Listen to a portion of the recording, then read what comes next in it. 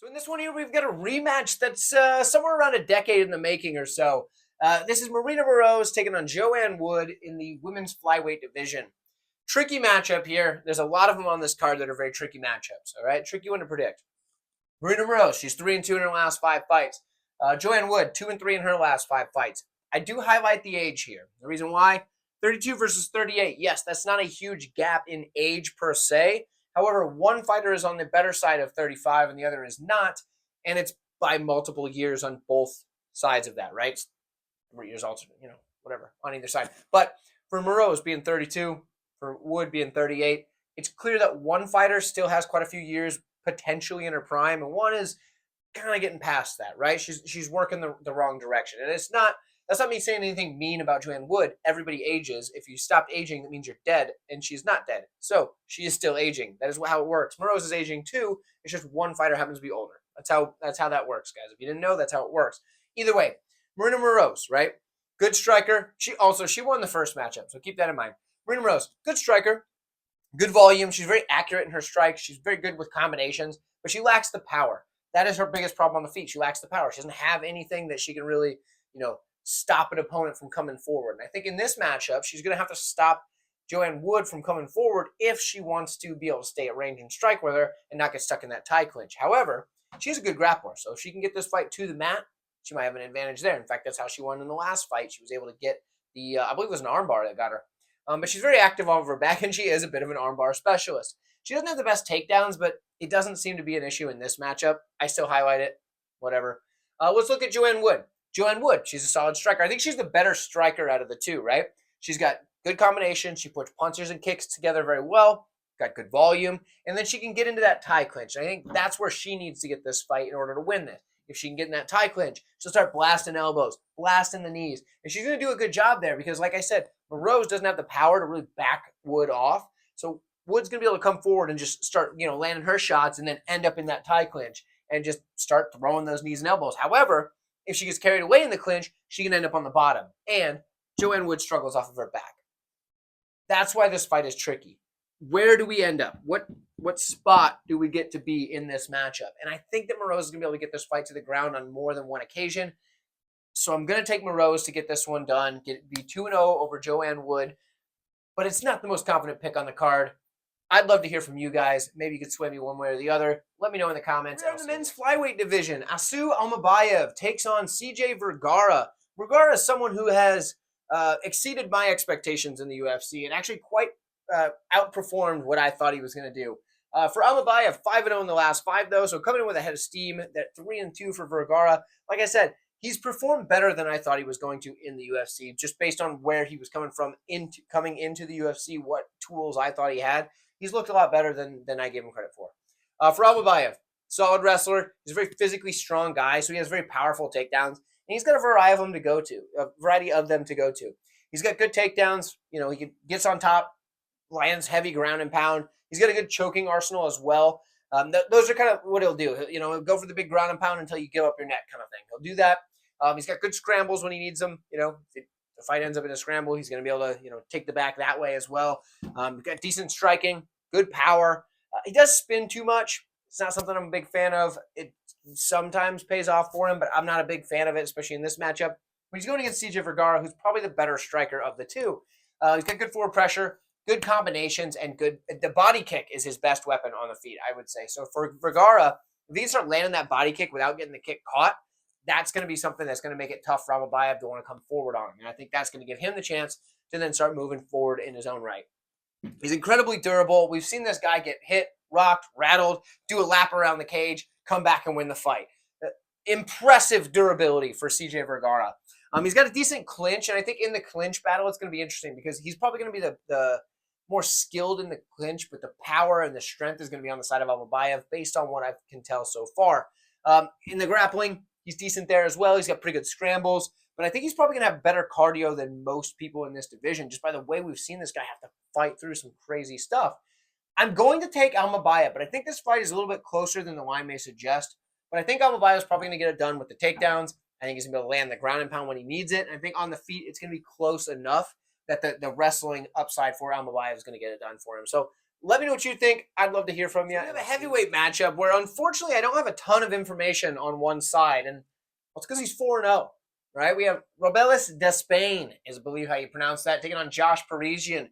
Parisian, we've seen him in the UFC before. He's 2-3 in his last 5 fights, but Despaigne, dude's 4-0 in his career, and he's somehow in the UFC. That is wild, and I think that's because he has an Olympic credibility, right? He was in the Olympics for Taekwondo, I do believe. Bronze medal? I think it was a bronze medal. Don't quote me on that. I think it was a bronze medal.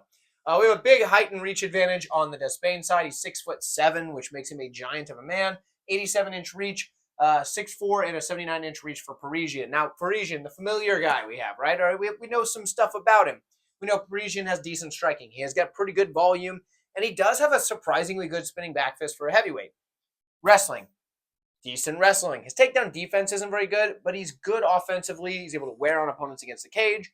If he does get them to the mat, he can wear on them down there. He just kind of like grinds on people. He's a grinder. And he a lot of times will use that spinning back fist he has as like a forward progression type of thing, and he'll use that to get in tight and start grinding on people against the cage. Unlike the way I prefer to throw my spinning back fist is like as a step, a retreat sort of maneuver. He throws it as a moving forward sort of maneuver where he's coming forward and throws his back fist like so and uses that to crash distance because he has because Parisian has trouble closing the distance often on guys by just coming in and setting things up like that. And that's okay. He found a way that works for him and he uses that spinning back fist well. So there we go. I spent too much time on that. Anyway, Despaigne. We don't know much about him. We know he's very athletic. We know he's a very fast starter with powerful striking, and he's got that killer instinct because he's been knocking guys dead in less than 30 seconds. So I'm going to take Despaigne, not because I know a whole lot, but he has a lot of physical advantages here, and Josh Parisian has not performed the best in the UFC, but he does have wins. He hasn't performed the best in the UFC. So I'm going to dance with the devil that I don't know in this one, and I'll take Despaigne. Just stay away, watch this one, learn from it, and we'll figure out what we know from there. Unless you're just feeling wild and betting Parisian, but I don't necessarily recommend it. Either way, let me know where you're at. I'd love to hear from you guys. I've broken down this fight before, but we're back at it again. It's a rebooking. Ion Cutelaba takes on Felipe Lins in the light heavyweight division. This is a matchup that's going to be a tough one to predict, and there are a lot of those fights on this card. As I've mentioned, Ion Cutelaba, he's 2-3 in his last 5, 3-2 for Lins. This is tough. We're gonna talk about why, okay? In the early goings, a guy like Ion Cutelaba is winning most of the fights that he's in. He's a very fast starter. He's a very powerful striker. He's got a ton of volume on his takedowns. He's going to come forward and try to get that fight to the mat, and when he does, he has great ground and pound. But the problem is, he's got no cardio past that, and he's a glass cannon. If he takes a big shot, he's probably going to drop like a sack of potatoes. So, Cutelaba, first round type of guy, maybe a little into the second. After that, he's done, right? And that's what we've seen in his career so far, in the UFC anyway. That's what we've seen from the guy. So when we look at Lins, he's a former heavyweight. He's now down at light heavyweight. So you assume he still kind of has some of that heavyweight power. Maybe he does. He seems to. He's got pretty good volume and good forward pressure for a guy that is coming down from heavyweight. That volume's inconsistent, but usually it's there. Decent striking overall, but the problem is his defense sucks, and when he tries to exit the pocket, he just leaves that chin wide open and steps back with his hands low. It's not good, especially against a guy that's going to come trying to swing bombs at you. So it's a really tough fight to predict, like I said. Now, if Lins can get on top, that is a great path to victory for him. He does have good takedown defense, and he's got very good top pressure. I'm going to side with Lins in this matchup because I think that he has more paths to victory as the fight goes on. But guys, I recommend just passing on this one. Crack open a root beer. We're going to be having quite a few of them during this $2.99 card. Crack open a root beer, kick your feet on the coffee table, and toss that sucker back. And hey, guys, if you want, you can even get a shirt that has that. It depicts that iconic visual I just gave you of cracking open an ice cold root beer, kicking your feet up on the coffee table, and watching some fights and enjoying yourself a good time. You can get that 138mma.company.site. The link is in the description of this video. You guys already knew it. And you can also get one with my ugly face on it if you like, but, I don't blame you if you don't. I'll see you guys in the next Pereira taking on Oleksiejczuk. Now, this one is in the middleweight division. Both guys have fought in different divisions at one point in their career. They meet together at middleweight. Now, for Oleksiejczuk, he's 3-2 in his last 5 fights. Pereira is 5-0 in his last 5. Interesting matchup that is a very tricky one to call. You're going to hear me say that a lot on this card because there's a lot of tricky fights. For Oleksiejczuk, dude's a solid striker, probably the better striker of the two. He's got good forward pressure, plenty of power in the hands, and he's got good movement on the feet. The wrestling. Now, he isn't bad offensively. People say Oleksiejczuk is a bad grappler. He's not necessarily bad offensively. He's got decent takedowns that he can mix in, albeit reluctantly. He can mix them in. His takedown defense isn't the best, and in the grappling department, when it comes to him being on the bottom, he's not so good. So essentially, offensive grappling is okay. It's the defensive that he kind of struggles with, right? Now, for Pereira, dude's a good striker, right? He's not the better striker in this matchup, but he has an unorthodox style, and that can kind of get him ahead. He's also very explosive. And what do I mean by that? I mean that's power and speed together in one brief instant, right? That explosion. He is very good with the explosiveness. He's got good movement. It's kind of unorthodox.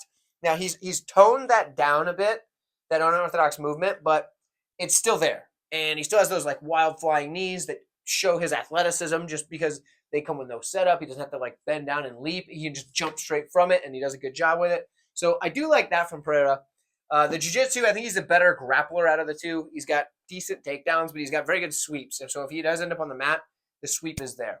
The problem I see for Pereira, the fight IQ and the cardio. Gasses out quite a bit, and a lot of times that's because he's doing a lot of wild stuff. Like I said, he's toned it down, but he has gassed out plenty of times in the past. And the fight IQ is somewhat just off at times. Not in every fight, but at times. However, the dude's riding a wave of momentum. He's 5-0. He's coming off of a big knockout win over Petrowski, who is a pretty highly touted prospect, a guy that people were getting behind.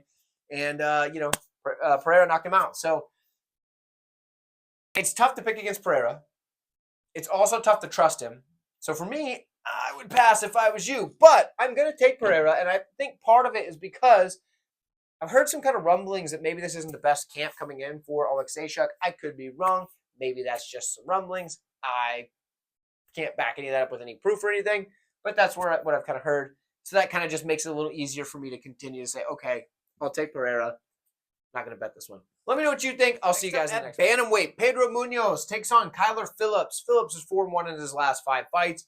1-3 in a no contest for Munhoz. Now, interesting matchup. We're looking at another, changing of the guard type of matchup, whether it's the young guy versus the old guy, whatever it may be. We're kind of looking at two different points in their career yet again. We've seen that a lot already. There's been a lot of times I've highlighted the age, probably more in this breakdown video than any of my others on the channel. So Kyler Phillips, 28 years old, still just a young pup. He's 5'8" with a 72-inch reach. These are both advantages he's going to have over Munhoz, who's 37, who's 5'6", 65-inch reach. Phillips has all the physical advantages here. But if you look, there's a lot of writing on this side. That means part of that is because we have more to go off of with Munhoz. He's been around longer. But other parts is, he's a more refined product. For Kyler Phillips, the guy's young. He's still improving in every fight. So we're going to see a guy like Kyler Phillips add some pluses and minuses along the way. Hopefully more pluses than minuses, you assume, but you never know. For Kyler Phillips, the guy's a solid striker. Dynamic attack. He comes forward with all sorts of different looks, and I think a lot of that comes from his youth and athleticism. He does have good combinations. His kicks are probably his best weapon on the feet, but he can get a little bit too flashy at times. Sometimes that dynamic attack can lead him too flashy. That could end him up in a position that he probably doesn't want to be in. Now, in the grappling, he's solid there as well. He's actually impressive in both striking and grappling. The striking being the more flashy is what gets more attention. He's got very good timing on his takedowns, very good ground and pound, and he does take up opportunistic submissions when they arise. So for Munhoz, though, I'd say he's probably the better striker, skill for MMA, but there are some issues with that, one of which being the height and reach. Now, he's a good striker with forward pressure that is just going to be coming in, slamming leg kicks. He has a very nasty leg kick, and he has a very high volume of leg kicks that he's going to throw. After he lands quite a few leg kicks and gets somebody really just worried about that leg kick, he'll snap it up to the body and land a big, heavy body kick. And he does a good job there. If he gets in the pocket, he's very good in the pocket, landing inside shots, hooks and uppercuts, things like that. He does a good job with it. But the problem is sometimes he gets caught chasing, and that is a problem here with that reach, that range. I just erased some of the plus sign. Forgive me, it was still a plus sign. He does get caught chasing, and that's a problem. His striking defense isn't the best either, especially against guys that are taller than him, but he's durable as heck, so there's that. One thing I could see is Munhoz is giving a lot of pressure to Phillips, And then as he's coming in, Phillips says, you know what, screw it, I'm going to shoot one of them takedowns and get caught in a front choke. Because Munhoz has very good front chokes and he has good takedown defense. Those two things go hand in hand very well, because when a guy shoots a takedown on you, and if you stop that takedown, and then you can get that front choke, whether it be an anaconda, a darce, a guillotine, one of those, it's something that can happen against guys that, maybe are shooting takedowns because they don't like the pressure, and the guy pressuring can force them to do that. But I don't know that that's what we're going to get here. What I really think we're going to get here, I think Munhoz is going to have some moments, and I think there's going to be a couple of times where you're going to say, oh, Munhoz is about to win this thing. But I think Kyler Phillips is going to be able to pick him apart at range. I think Kyler Phillips is going to be able to use that range, use that movement that he's got, and I think he's going to be able to get Munhoz caught chasing him, as I've highlighted on the board, and I think he's going to be able to win the fight that way, probably by a decision. So my pick for this fight is Kyler Phillips, most likely via decision. But let me know what you have, and I will see you. We got Mateusz Gamrot taking on Rafael dos Anjos in the 155-pound division. Dos Anjos 3-2 in his last 5. Gamrot 4-1 in his last 5. And guys, we have a big age gap here. It's only 6 years, I guess, but similar to what we talked about in Moroz versus Wood, one is on the better side of 35, whereas the other is not so much. So for Dos Anjos, 39 years of age, he is towards the end of his career, most likely at 155 pounds. I can't imagine that a guy at 39 is going to be improving still at this point in his career. So the skills that we've seen, they're there. Now for Gamrot, 33, he's probably closer to the prime. You won't see him improving a ton in his fights, but he's not going to diminish at this point. You wouldn't assume so, unless he's taking a bunch of damage, which maybe he kind of has a little bit, but not anything crazy, right? So we're gonna assume that the youth is going to play a role here in this matchup. But RDA is a very skilled fighter. So let's break this down. Skilled fighter because he's a solid grappler. He's got very good takedowns, and they come at the end of his strikes. He'll put together a striking combination, go right into the takedown. Does a good job there. He's got good control, and he's got a very large toolbox once it gets to the mat. However, in the striking, he's more than capable there as well. He's a very solid striker who can put combinations together, which I just was talking about, how he can go right into a takedown from those combinations, which is a whole other tool to add to your bag. He's got kicks to all levels. His leg kick in particular is a pretty darn good weapon for him. And he's got cardio to go 5 rounds, no problem, let alone 3. Now, when we look at the other side, Mateusz Gamrot, dude's a solid wrestler, right? He's got a bunch of volume on the takedowns. He's going to shoot a ton of them, but he does struggle to keep his opponents on the mat. He's got good ground and pound if he can get them down there and can get them to, stay there. And he uses that to set up his submission attempts. So he's done a good job in the past, pre-UFC, of getting a lot more submissions than he has in the UFC.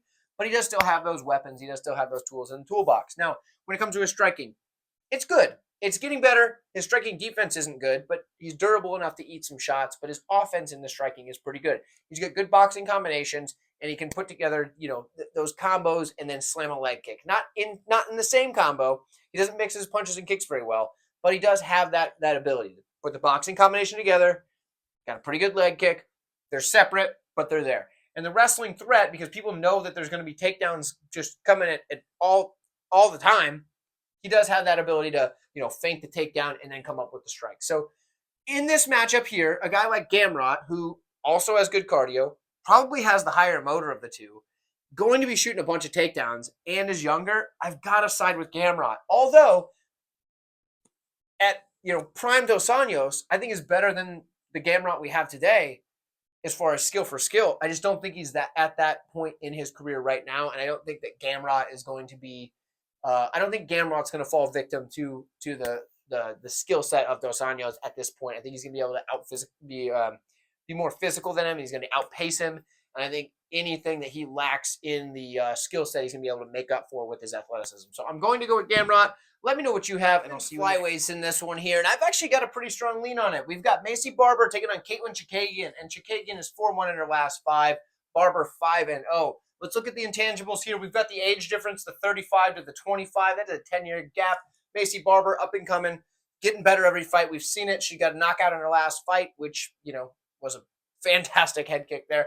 35 years old for Chookagian. She's still young enough that, especially for the women's flyweight division, women tend to age better in MMA than men do. I don't know why that is, but I know that it is. So 35, she's still at a time where she's not really going to be declining or anything like that from my understanding, from my opinion. But one fighter is going to be improving, whereas one's kind of in her prime, right? Macy Barber's going to have a bit of a disadvantage on the reach and height, though, 5'5" with a 65-inch reach as opposed to 5'9", 68-inch reach for Chookagian. When we look at these two fighters, though, we look at Barber. She's a good striker. She's got that bully forward kind of style where she's just going to kind of come in and just come forward regardless of what you're putting back at her. She's got plenty of power. Her kicks have been improving rapidly, and she can put together combinations very well. Her grappling is pretty good also. She's got a good cage push where she can land heavy. We haven't seen it as much lately. She's been gravitating more towards open mat striking, things like that. But when she does get you up against the cage, get her opponent there, she's going to start landing these big bombs. And she did that a lot early on to get into the UFC in her early UFC career. Might be a good strategy for her in this matchup, particularly because she's going to be at the disadvantage in the height and reach. Now, she's got good top pressure if she gets to fight to the mat, and her ground and pound is very heavy. In fact, her ground and pound is some of the more savage ground and pound you're going to find in the women's flyweight division.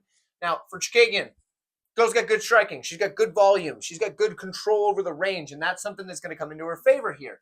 She's going to put punches and kicks together very well in combination. Her problem is she doesn't have a ton of power. Could have put that up there. I didn't put it up there. She doesn't have a ton of power, so the stopping power is going to be something that she's going to be missing. So she's going to need to find a way to really back Barber up, and I think that the combination, the volume, if she's landing that and Barber's not respecting it, that's where she could be in trouble. However, like I said, she does have good management over her range. Now, in the grappling, she's very difficult to hold down, so I don't think Barber's going to be able to just take her down and lay on her and keep her there.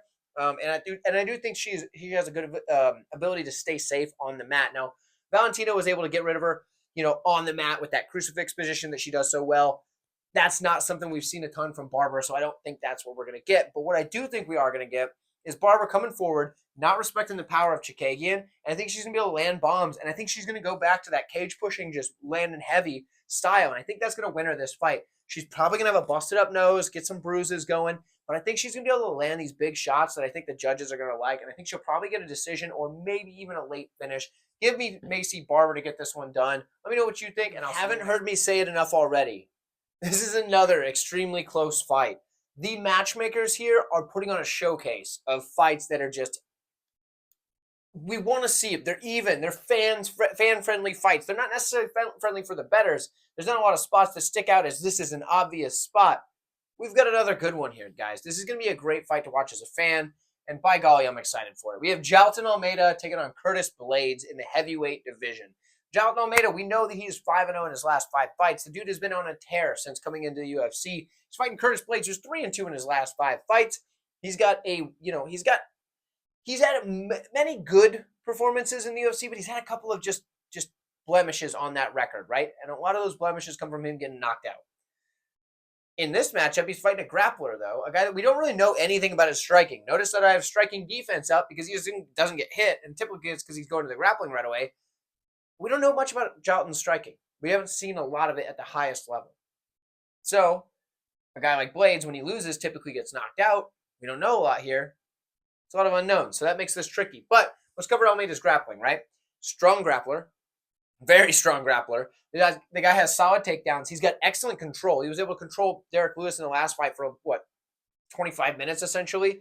Was able to stay on top, get his control time there. And that's against a guy who doesn't believe jiu-jitsu works, and he can just stand up. And Almeida's a much smaller guy than Derek Lewis. You got to remember that. Derek Lewis is a big boy, and he cuts down to get to the heavyweight limit, whereas Jailton Almeida just kind of walks in like 100 or 230 something, right?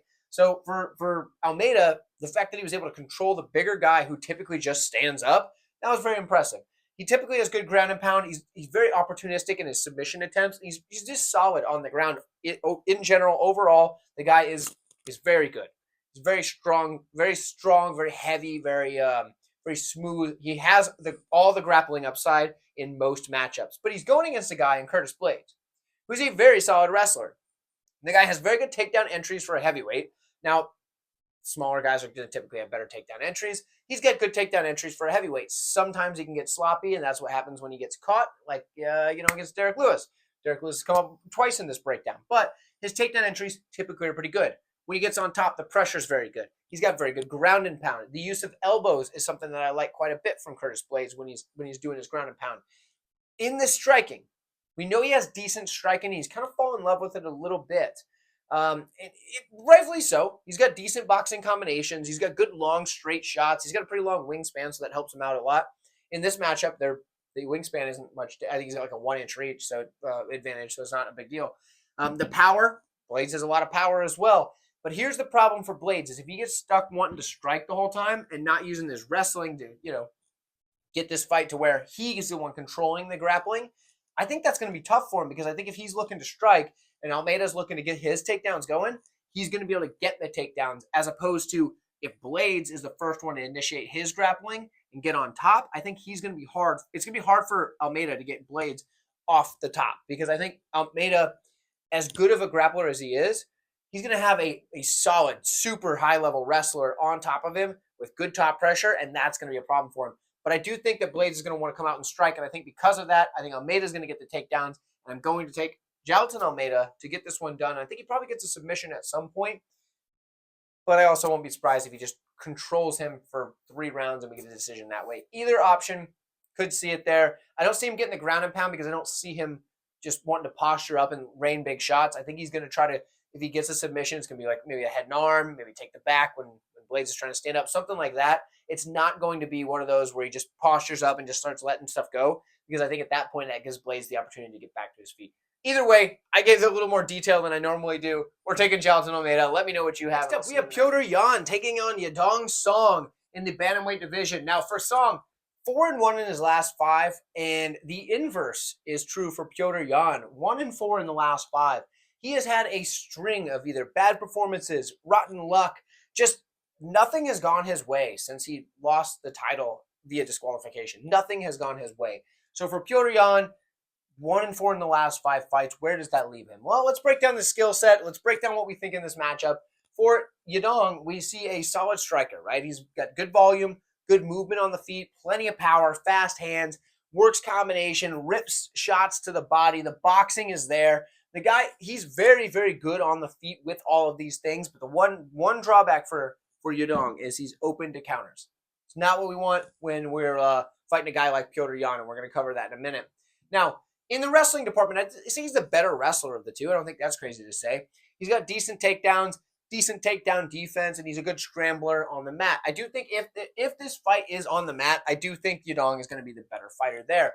On the feet, though, he's going up against Petr Yan, who's a very high-level striker. Now, he does start slow, and that concerns me against a guy like Yadong, because if you're going to start slow and give a round to a guy that is as dangerous and as good, as high volume and output as Song Yadong, you're probably putting yourself in a bad spot to play from behind in a 3-round fight against Yadong. So there are drawbacks to both of these guys. Now, when it comes to Petr Yan, he's got good forward pressure. He keeps a high guard. He's durable, so if he has to eat some shots on the arms, maybe a few slip through, it's not that big of a deal. And he employs a very countering sort of style in his fight. He does a lot of block and return, right? He does a lot of like eat the shots on the guard. They'll hit the arms, and he boom, boom, boom, eats a couple there, and then bah, bah, bah, snaps his shots back, comes forward, boom, boom, boom, hitting his shots after he eats them on the arms. Now, he's doing the block and return, but the thing I didn't mention yet is the pivot. The pivot and strike kind of counter that he does. Maybe he's got that opponent coming in, somebody like a Song Yadong, and then instead of just the block and return, he's standing there in his high guard, and then he pivots off, boom, strike, comes back with that combination. You probably lost me on the camera there. That's okay. But either way, the pivot and strike and the block and return are the two styles of countering that he does. And like I said, Yadong is open to counter. So there is that. He puts together these combinations on these counter strikes. It's not single shot counters like you see it from a lot of people. And he's going to work them to the body, work to the head, all that good stuff. The problem is he does stand in front of his opponents, and that's a product of him waiting for those counters with that, especially that block and return style. And standing in front of a guy like Song Yadong is not usually what you want to do. He also throws some naked leg kicks that I don't particularly like, and I think that is something that can get him countered in himself.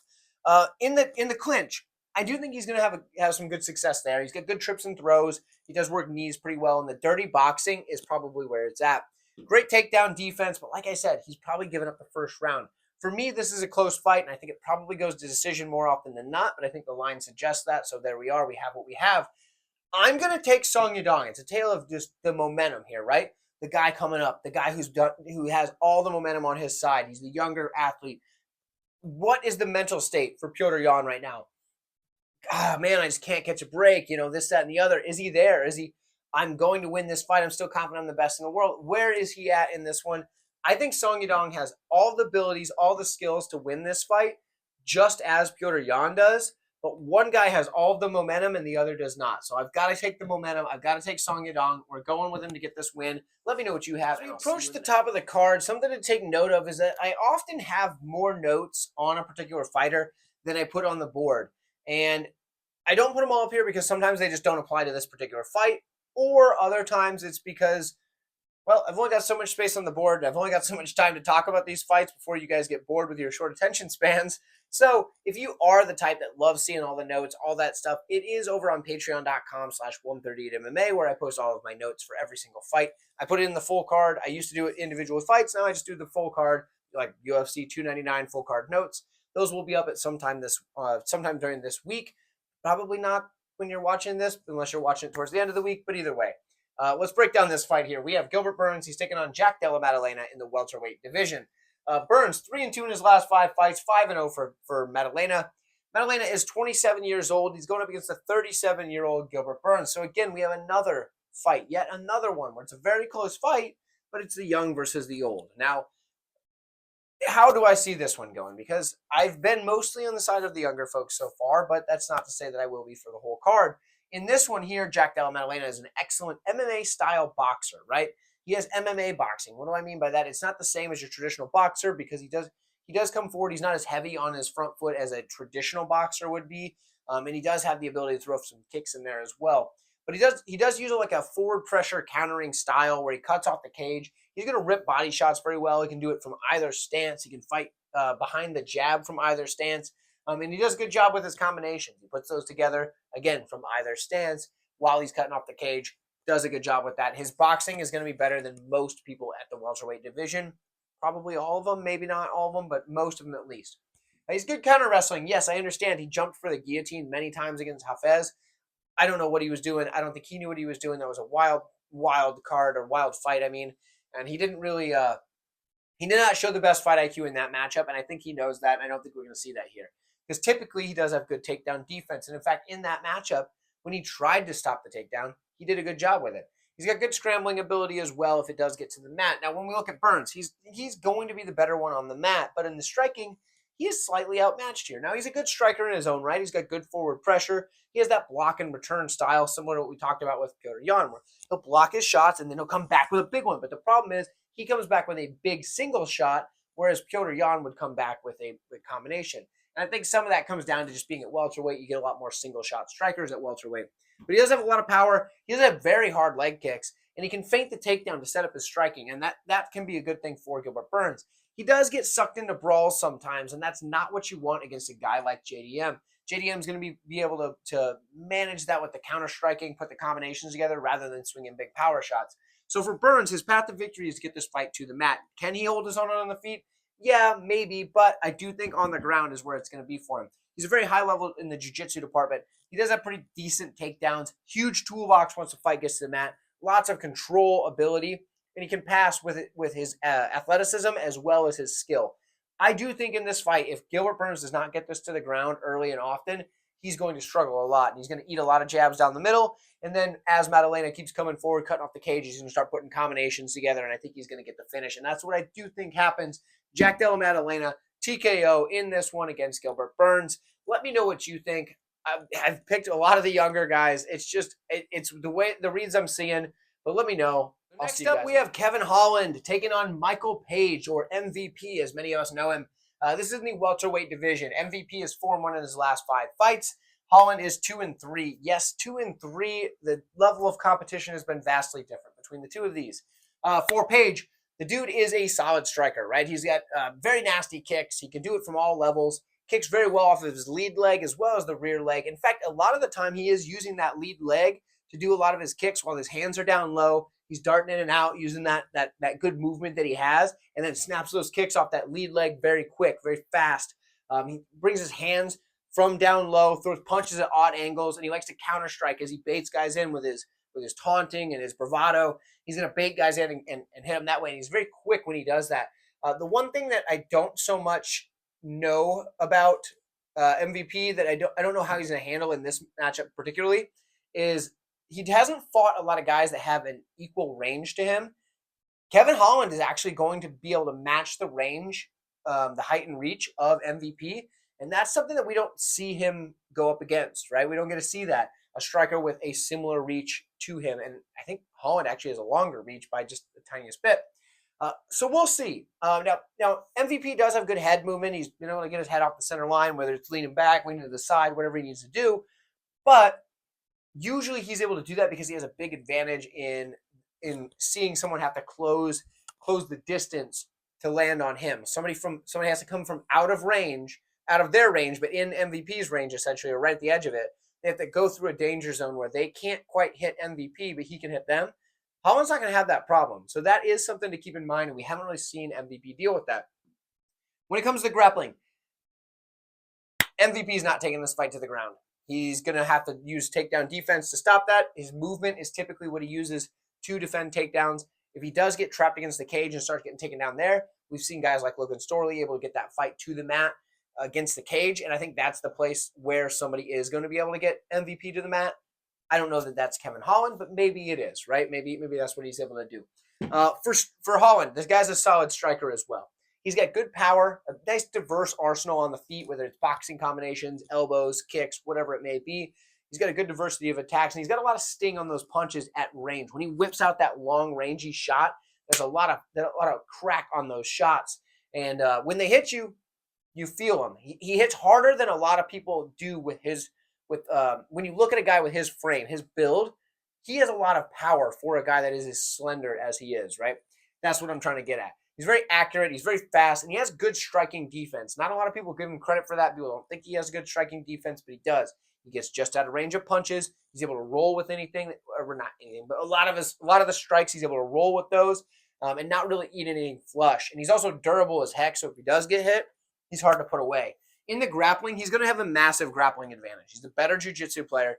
His wrestling is, so-so, but Kevin Holland is going to have a massive grappling advantage. If he can get this fight to the mat, I think that's where he's going to really be, looking to get finishes on the mat, right? He's going to be able to land ground and pound. He's going to be able to go for submissions, whatever it may be. He's going to be far better on the mat once it's there, especially in space. So for Holland, the sweeps, the scrambles, those type of things, good and all, but I think what's going to happen is he's going to need to get on top, use his length to land big elbows, and then set up a submission that way. And I think that's what we're going to get. He does have very good front chokes. That Darce that he lands, he got it on Chiesa. He gets that in a lot of fights, but a lot of times that comes from him forcing guys to want to shoot a takedown by pressuring them with his long rangy shots, them thinking they can get to his hips, and then he just locks up the Darce. I don't think we're going to get that here, but that doesn't mean the front chokes are out of the question. He has other options, and I think there are different situations where he might be able to get them. I'm going to lean Kevin Holland here, and I do think he's probably going to get a submission at some point in this matchup. If this fight goes to decision, which is probably the most likely, honestly, but if it does, it'll be close. MVP, I didn't write it up here, but traditionally does not put out enough volume to really win fights outside of moments. And all the bravado in the world isn't going to sway the judges when he's getting hit by Holland at range with more volume. So I think a guy like Holland is going to be able to land enough that MVP is going to have to be battling against the volume. So I think Kevin Holland probably wins a decision as well, unless MVP is able to land a couple of big knockdowns or something like that along the way. But I'm going to go with Holland. I think he has more paths in this one, but I also won't be surprised if MVP puts him out. So it's tough. It's a tough fight to call. Holland's my choice, but let me know what you have. I know a lot of people are either in one camp or the other in this one, and I can see why, but I'm kind of sitting on the fence here. So call me a fence sitter if you will. I don't mind. I understand, but it is what it is. I'll see you guys. Co-main event of the evening, and just a quick reminder: if you scroll down beneath this video, you can hit this little button that has like a thumb on it. The thumbs up particularly would be nice, but the thumbs down, I guess, probably is still engagement, so that's okay. But if you hit the thumbs up button, that is a like on this video, and I would appreciate it greatly if you do that. Thank you so much. Let's break down this fight. Co-main event of the evening, 155 pounds. Benoit Saint-Denis, he's taking on Dustin Poirier in a very interesting matchup because Poirier was not that long ago saying he doesn't want to fight the up-and-comers. He only wants to fight the top guys, the top names, the big fights. Now he's fighting an up-and-comer in Benoit Saint-Denis, who is 5-0 in his last 5 fights. Now Dustin Poirier 3-2, but he's fought a bit higher level competition. Actually, quite a bit higher level of competition. His losses are coming to some of the best in the world, and his wins are coming over some of the best in the world. Whereas Saint-Denis, he's just getting to the dance, right? He's just getting to that top level, that upper echelon, and here's where we find out whether or not he's got what it takes. Now, again, I want to repeat that I do have more notes on these fighters, right? They're on the Patreon. I just writing them all up here when we already have this much. Sometimes it's too much to put on, and it gets a little bit muddied, right? So let's break this down from what we've got. Some of the things that I may say might not be on the board, whatever. Benoit Saint-Denis, he's a solid striker with good forward pressure. His body kick is his best weapon on the feet by far. That body kick is beautiful. Now, we saw it snap that kick up to the head against Frivola. That was fantastic as well. But that body kick is just absolutely savage. He's got a ton of power. He's got a ton of volume. He's just going to come forward, swing bombs, try to put you out with his combinations. He's incredibly durable. He can eat whatever shots he needs to. But he does get sucked into a brawl sometimes. It hasn't cost him yet, right? It hasn't cost him yet.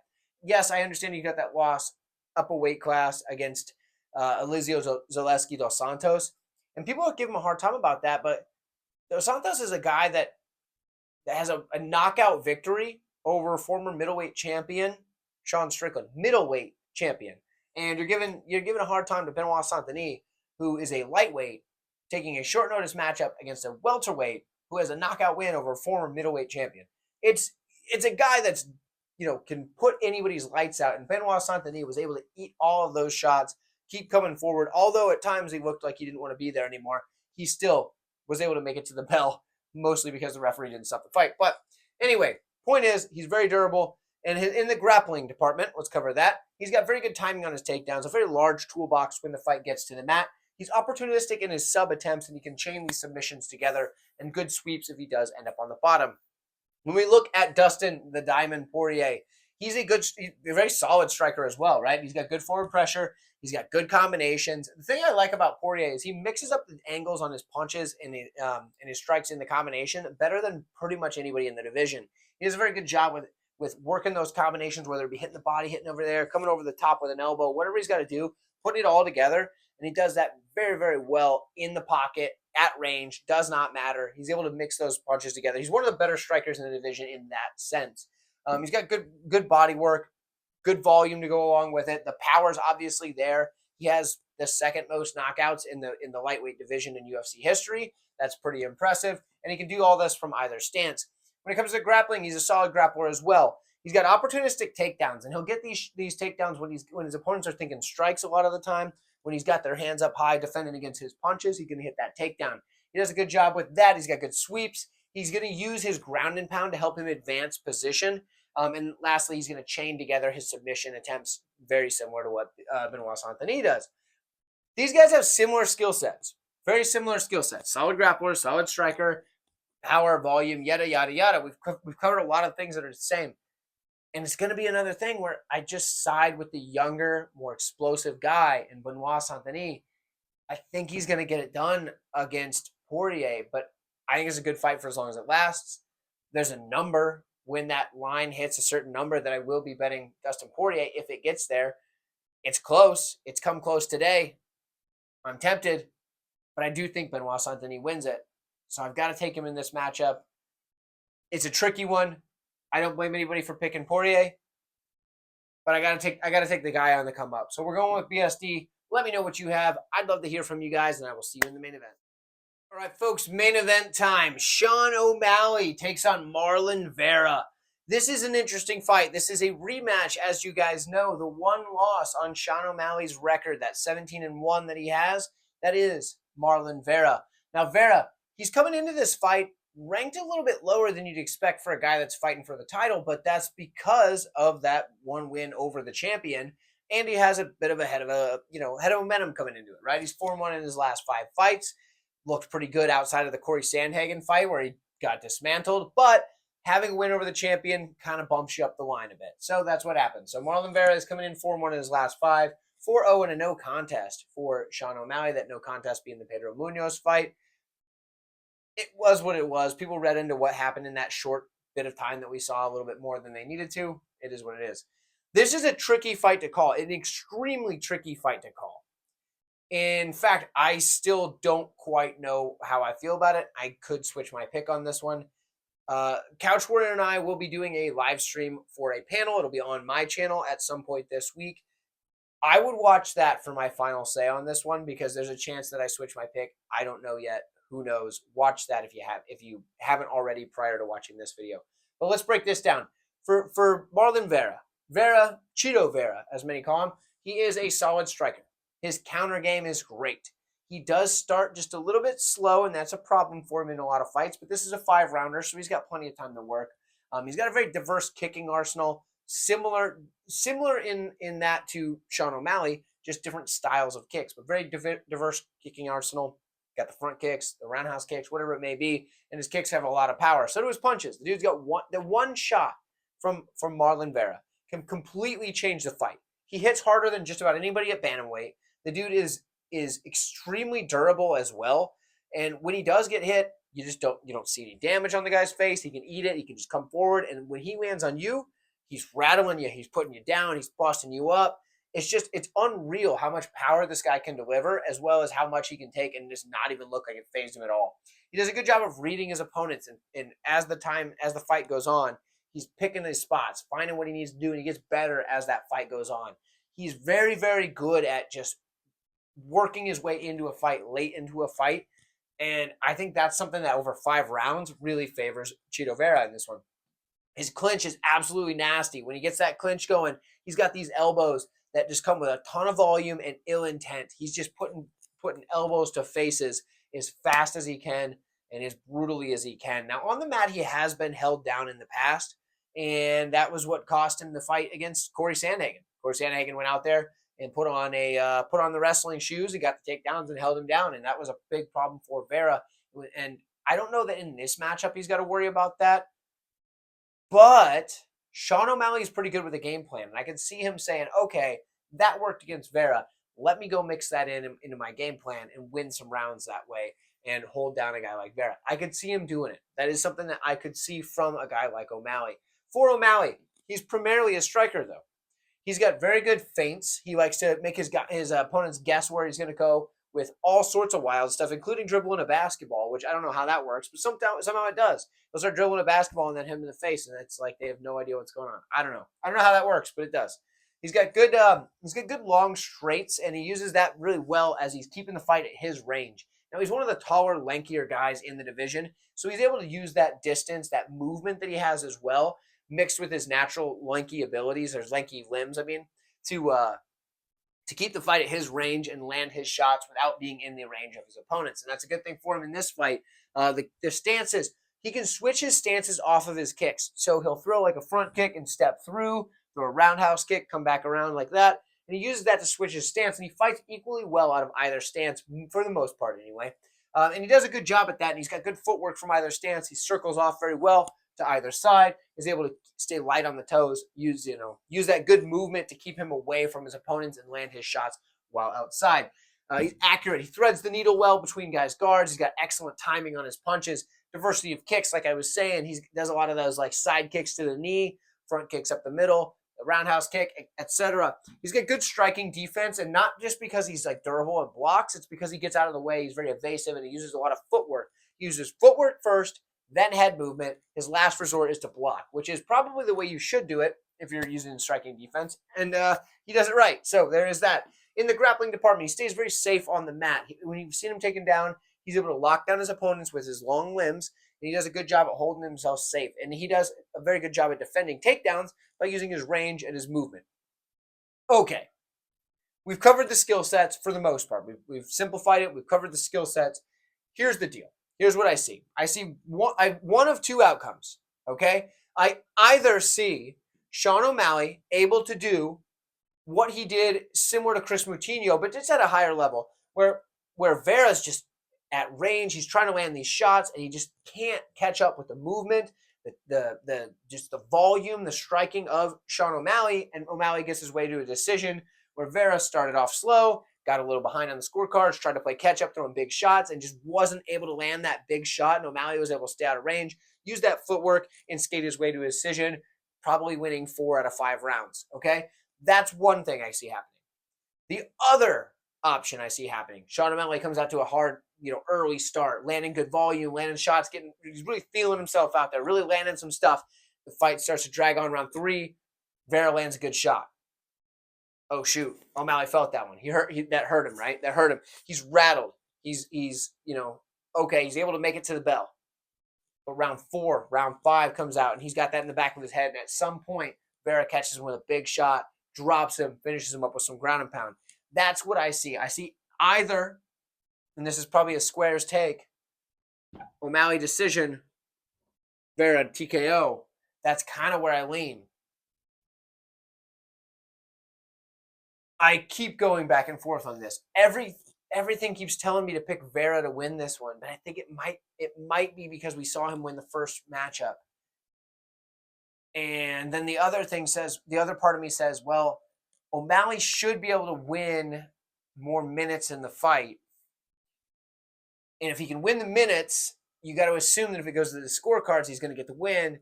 And a guy winning the moments like Vera is going to have to bank on that big shot to get the knockout or something like that. So it's like maybe you got to go with O'Malley because he's the better minute winner. It's such a tricky fight. For now, I'm going to leave you guys with this. I'm going to take Sean O'Malley by decision for now.